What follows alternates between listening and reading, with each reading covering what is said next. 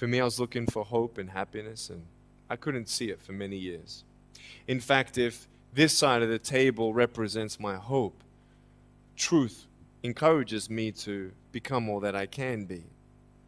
But then we have lies every day coming in our mind, people who discourage us.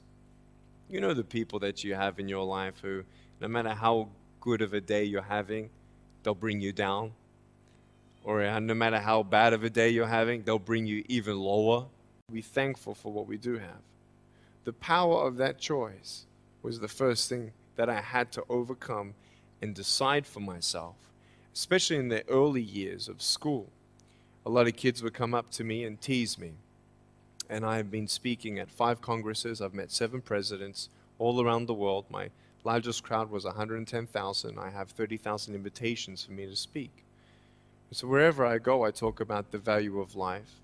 I talk about anti-bullying messages for the school systems in different nations. The greatest thing is love. When we feel like we don't have enough love and we don't have enough hope, we start losing strength to live. For me, in my life as a child, I had a big wall. I was surrounded by 4 walls and a low ceiling of opportunity.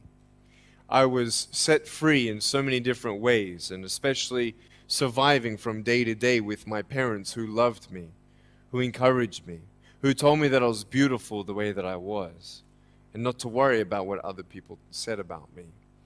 I was actually the first special needs child to be integrated into the mainstream education system in Australia, and I was awarded Young Citizen of the Year in 1990.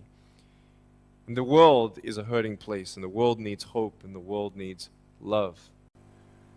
Words are powerful. When you hear those words, and then your mind starts growing with these lies. Nick, you're not good enough. Nick, just give up. Nick, you're never going to get a job. You won't get married. You can't even hold your wife's hand. What kind of a father are you going to be if you can't even pick up your kids when they're crying? You're alone. Sure, your parents hug you, but their hugs can't heal you. Hope. I thought I didn't have hope. Today you can see that I had hope. What's the word? Believing in something you do not see. Faith. Words can only do so much. Hugs can do much more than words. But when hugs can't do anything, that's where faith kicks in. For me, words and hugs were not enough, but I had no faith. So I tried to give up. And I just put a do not disturb sign on their door. I'm sure, the conversations all around the world between a parent and a teenager. How was school? Fine. What'd you learn? Nothing. Did you do your homework? No. And that's the conversation for the day. And when you try to tell your children that they're beautiful,